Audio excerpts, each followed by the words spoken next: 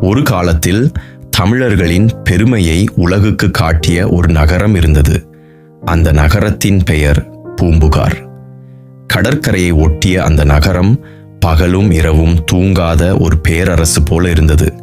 பெரிய கப்பல்கள், வெளிநாட்டு வியாபாரிகள், பொன்னும் முத்தும் வாசனை பொருட்களும் எல்லாமே அங்கே குவிந்திருந்தது. சோழர் காலத்தில் பூம்புகார் ஒரு சாதாரண நகரம் இல்லை. அது தமிழர்களின் மிகப்பெரிய துறைமுகம். ரோமர் முதல் தென்கிழக்கு ஆசிய நாடுகள் வரை இங்கிருந்து வணிகம் நடந்ததாக வரலாறு கூறுகிறது.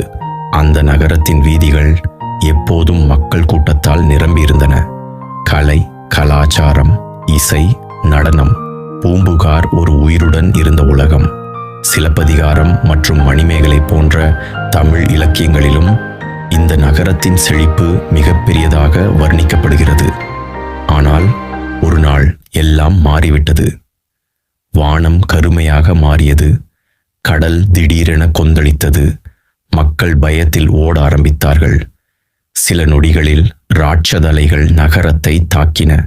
கட்டிடங்கள் சிதறின. வீதிகள் நீரில் மூழ்கின. மக்களின் குரல் கடலின் சத்தத்தில் மறைந்தது. அதற்கு பிறகு பூம்புகார் என்ற நகரம் வரலாற்றிலிருந்து மெல்ல மறைந்து போனது. இன்று கூட தமிழ்நாட்டின் கடற்கரைக்கு அருகே கடலுக்குள் சில பழமையான கட்டிட சிதைவுகள் கண்டுபிடிக்கப்பட்டுள்ளன. National institute of oceanography ஆய்வுகளின்படி